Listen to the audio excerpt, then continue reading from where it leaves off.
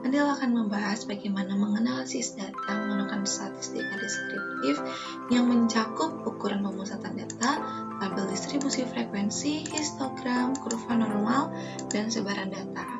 Nah, pertama-tama Adel mau pastikan dulu teman-teman juga menggunakan kursus Excel dan di bagian data sudah ada data analisis. Jika belum ada, kita bisa menceknya dengan mengklik file, pilih more, klik options, akan muncul jendela options, kemudian teman-teman pilih add-ins, dan di manage teman-teman pilih Excel add-ins, lalu klik go, dan centang analisis toolpath dan oke. Lalu bisa dicek kembali apakah data analisisnya sudah ada. Jika sudah ada, kita bisa melanjutkan menganalisis datanya. Nah, pertama-tama kita cari dulu rata datanya dengan menggunakan formulasi sama dengan average, klik average dan drag datanya. Lalu enter.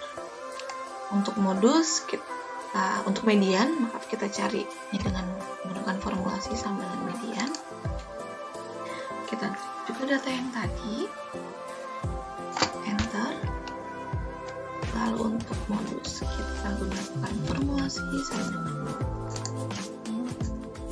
Formulasi sama dengan mod. Kita drag data yang tadi juga, enter. Lalu jumlah kelas kita gunakan rumusnya sama dengan 1 ditambah 3,322 dikali log 10. N ini adalah banyaknya data yang teman-teman punya, ada 60, berarti 60. Enter. Lalu nilai minimum kita gunakan formulasi sama dengan ini. Kita drag juga datanya, enter. Nilai maksimum kita gunakan sama dengan max. Kita drag juga datanya, enter. Lalu untuk panjang kelas kita gunakan formulasi sama dengan buka kurung nilai maksimum dikurang nilai minimum kurung dibagi jumlah kelas, enter. Untuk standar deviasi sama dengan SDF, kita drag juga datanya, enter. Oke, sebentar Adel rapihkan terlebih dahulu. Lalu Adel bulatkan semuanya, dan kita sudah mendapatkan hasil perhitungan statistik deskriptif untuk rata, median, modus, jumlah kelas, nilai minimum, nilai maksimum, panjang kelas, dan standar deviasi. Selanjutnya kita akan hitung-hitung terlebih dahulu sebelum kita akan membuat grafiknya. Di sini udah ada z-score teman-teman, di mana z-score ini berfungsi untuk melihat distribusi normal dari masing-masing data. Nah, itu kita hitung terlebih dahulu dengan menggunakan formulasi sama dengan normal distribusi. Nah, di sini teman-teman sudah ada panduannya, panduan apa saja yang harus kita klik ya. Di sini ada X yaitu datanya, kita klik saja. Lalu diikuti dengan koma. Lalu mean adalah rata, kita klik. Standar deviasi kita klik juga. Dan kita false. Kurang enter. Nah, kita sudah dapat z-score untuk data yang pertama. Lalu kalau kita menggunakan cara cepat, maka akan muncul seperti ini teman-teman. Untuk itu caranya adalah di bagian ini kita tambahkan tanda dolar. Tanda dolar, di sini juga kita tambahkan tanda dolar. Enter. Lalu kita coba gunakan cara cepat. Nah, kita sudah mendapatkan z-score-nya adalah bulatkan menjadi 4 angka di belakang koma saja. Baik. Jadi semua data untuk z-score-nya sudah terisi tanpa harus kita hitung satu persatu. Selanjutnya, untuk membuat kurva normal, data perlu kita urutkan dari data terkecil ke data terbesar dengan cara kita drag dulu, lalu kita klik filter, lalu akan muncul tanda panah kecil di masing-masing selnya, lalu kita klik dengan pilih yang sort smallest to largest. Jadi ini udah otomatis ya teman-teman ya, dari sort smallest to largest. Nah, jadi sudah. Nah, sekarang kita akan buat tabel distribusi frekuensi. Nah, untuk mencari interval kelas, kita tulis saja terlebih dahulu data minimumnya atau nilai minimumnya, yaitu di sini ada 47. Nah, lalu dari nilai minimum ini sudah diketahui panjang kelasnya adalah 32. Jadi untuk selanjutnya kita hitung dengan sama dengan nilai minimum tambah panjang kelasnya adalah 30. Enter, lalu kita drag saja sampai sini. Nah, sudah dapat dan sudah sesuai teman-teman. Nilai maksimumnya sudah sesuai juga dengan yang kita cari, yaitu 271. Kemudian kita akan mencari frekuensi dari masing-masing data. Caranya dengan menggunakan data analisis. Kita klik data analisis yang sudah tadi di awal ada ingatkan untuk dicek terlebih dahulu data analisisnya. Setelah itu akan muncul seperti ini. Kita pilih histogram. Nah, lalu input range ini adalah kita pilih data jumlahnya, dan band range-nya adalah kelas interval.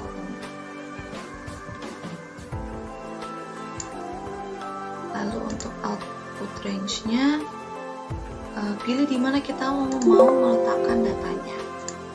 Nah, taruh di sini.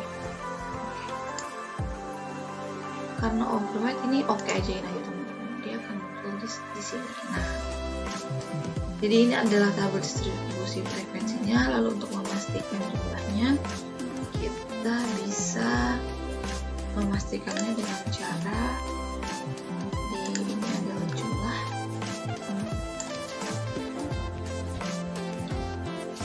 Dengan cara sama dengan sum. Kita berikutnya, mohon maaf, sama dengan sum.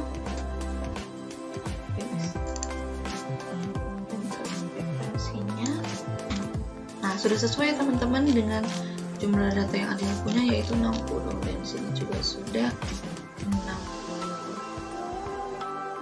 Selanjutnya ini kita ganti dengan interval kelas.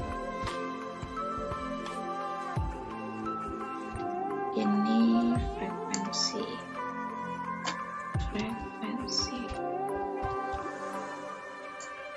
Ya, maaf Adil rapikan terlebih dahulu. Oke, sudah. Selanjutnya, karena panjang kelas 32, supaya mudah, jadi di interval kelas ini kita sesuaikan dengan panjang kelas yang ada. Berarti ini sampai 78.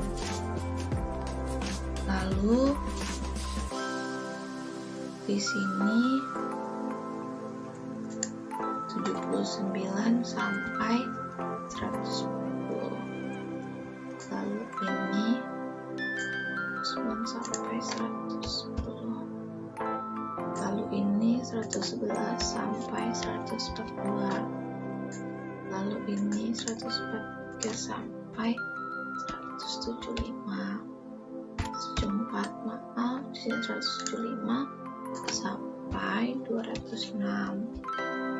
Di sini 206 sampai 207 sampai 208. Di sini 239 sampai 270.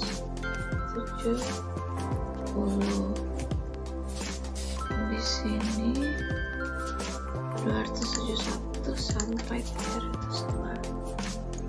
Oke, kita bisa buat seperti ini. Sesuaikan dengan sudah mendapatkan ini, kita ada rapikan terlebih dahulu. Selanjutnya kita akan buat histogram dengan cara kita blok ini, biodata ini, kita klik insert, langsung saja klik diagram datang. Nah, sudah muncul seperti ini.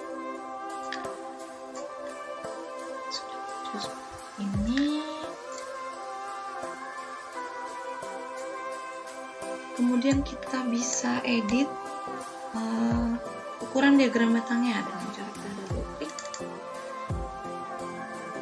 lalu di gap width-nya ini kita kecilin teman-teman.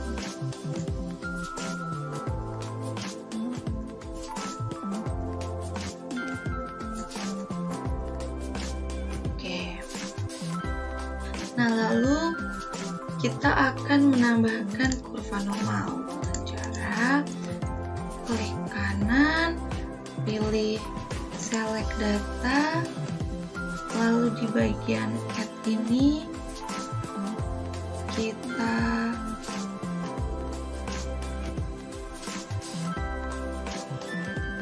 klik add, lalu series name-nya adalah kurva normal.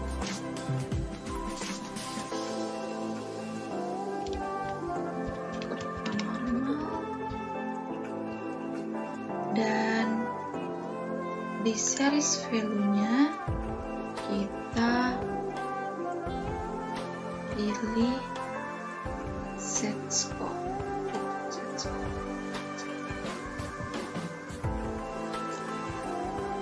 Lalu klik OK. Nah, selanjutnya di horizontal ininya kita bisa edit dengan cara kita drag data ini.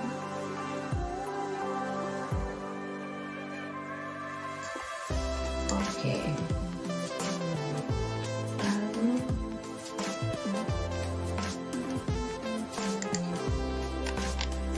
nah, sudah muncul seperti ini, tapi belum terlihat teman-teman. Jadi agar terlihat, kita klik kanan, lalu kita pilih yang change chart type. Lalu ada di paling bawah ini ada combo, kita klik, kita centang kurva normalnya, lalu di bagian ini kita ubah menjadi smooth, ya teman-teman. Nah, oke.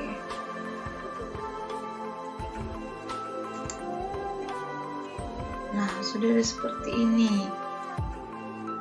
Tapi ini masih cukup berantakan teman-teman. Kita bisa merapikan dengan kita desainnya, kita add chart element di aksis itu pilih segmen horizontal. Nah, sudah lebih terlihat ya teman-teman. Jadi sudah berisi kurva normal untuk grafiknya ini.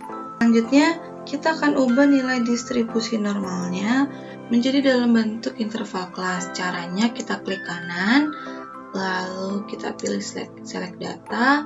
Di bagian frekuensi ini kita pilih, di sininya kita pilih edit, dan kita drag interval kelas teman-teman. Oke. Nah, jadi di sini sudah sesuai dengan interval kelasnya. Lalu ada secondary axis teman-teman di sini. Ini kita bisa sesuaikan dengan data minimum yang kita miliki, yaitu 47. dan data maksimum kita adalah 271. Sudah, jadi sudah sesuai. Nah, lalu kita klik lagi.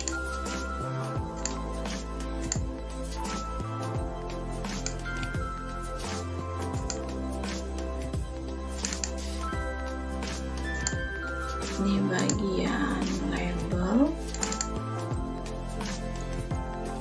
ini ada, nah ini dia di bagian label ya teman-teman, ini kita pilih non, kan tidak diperlukan. Lalu di sini kita bisa rapihkan juga seperti tutorial sebelumnya untuk lainnya supaya terlihat. Kita pilih solid line dengan warna hitam,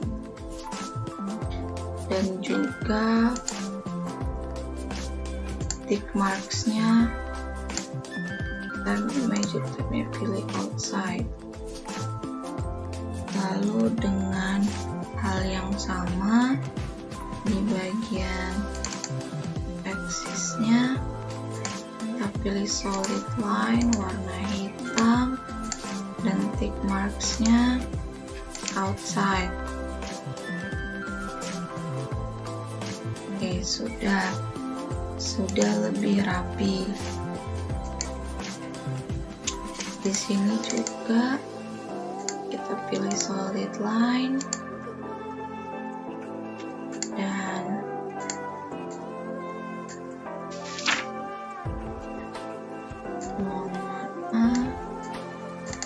kita pilih solid line, pilih warna hitam, lalu tick marksnya juga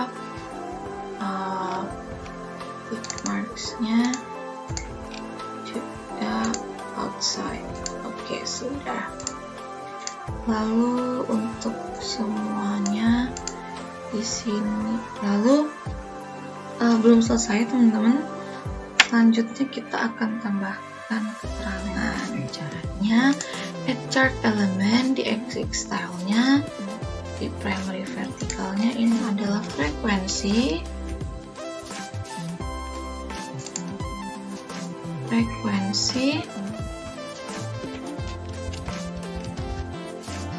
Lalu di sini kita add chart element, kita pilih primary horizontal, ini kita menamakan dengan interval class, dan di sini kita juga tambahkan axis stylenya.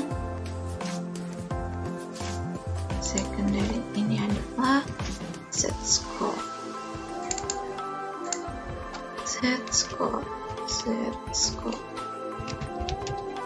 Nah, lalu tidak lupa add chart element juga untuk chart title. Of chart ini adalah data menyewa motor di Nusa Dua, supaya tidak terlalu panjang. Nah, selanjutnya supaya rapi teman-teman, ini akan adil bold semua. Jadi warna hitam supaya terlihat, ini juga warna hitam adil bold. Ini juga warna hitam bold supaya terlihat. Lalu untuk garis ini bisa kita langsung delete saja. Dan jadi inilah hasilnya terkait analisis data statistika deskriptif yang dapat saya sampaikan. Semoga dapat bermanfaat. Sampai bertemu di video selanjutnya. Stay safe semuanya, stay healthy.